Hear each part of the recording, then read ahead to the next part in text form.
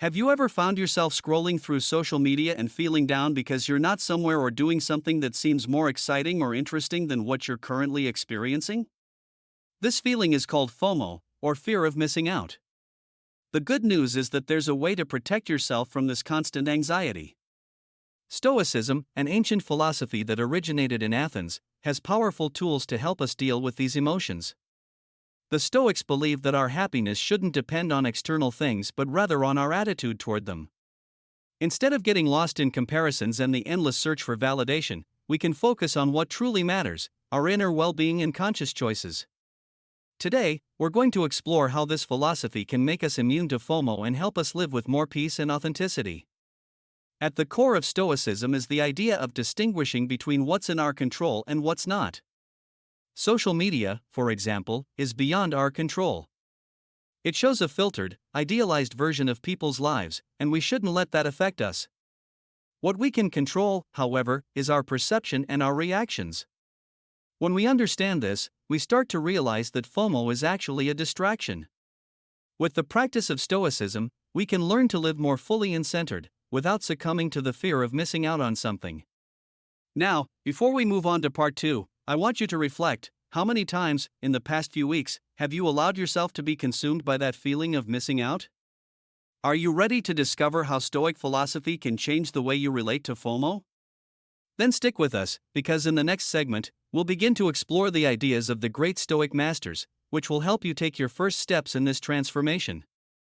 Let's dive into one of the most powerful Stoic practices to help you overcome FOMO, the idea of focusing on what's in your control and letting go of what's not. This simple, yet profound, concept comes from one of the most famous Stoic philosophers, Epictetus. He said, "We cannot choose our external circumstances, but we can always choose how we respond to them." When it comes to FOMO, this is a game changer. Think about it, how often do we compare ourselves to others and feel inadequate because they're experiencing something that we're not? We see someone traveling, attending an event, or living a seemingly perfect life, and instantly, we feel the pressure to keep up. But what Epictetus reminds us is that we don't need to control the lives of others or what they share online. What we can control is how we react to it. Instead of letting FOMO dictate your emotions, the Stoic approach encourages you to focus on what's really important to you, your own values, goals, and peace of mind. When you stop looking outside for validation and instead focus inward, you start to realize that you're not missing out on anything important. You're exactly where you need to be. And here's something interesting, when we embrace this mindset, it frees us from the constant cycle of comparison and competition. It allows us to enjoy our lives, in all their imperfections, and to recognize that we're not incomplete or lacking because we're not living someone else's version of happiness. Now, I want to hear from you. Do you find it difficult to shift your focus from the external to the internal? Are you ready to take the first steps towards embracing this Stoic approach? If you are, hit that subscribe button on the Inner Gold channel, and make sure to like this video. I've got plenty more to share on how Stoicism can transform your mindset and help you live a life that's truly fulfilling, free from the anxiety of FOMO. Stick around for part 3, because we're about to dive even deeper into how to put this into practice. Now that we've talked about focusing on what's in your control, let's explore another key Stoic practice that can help you truly overcome FOMO, the concept of Amor, Fati, the love of fate. This idea, famously advocated by the Stoic philosopher Nietzsche, encourages us to embrace whatever happens in life, whether it's good or bad, as something that's meant to be. When you practice Amor Fati, you stop resisting the natural flow of life. You stop worrying about what could have been or what you're missing out on. Instead, you start to see every experience as a valuable lesson and every moment as an opportunity for growth. Life's ups and downs are part of the bigger picture, and nothing is truly wasted when you embrace the lessons each moment brings.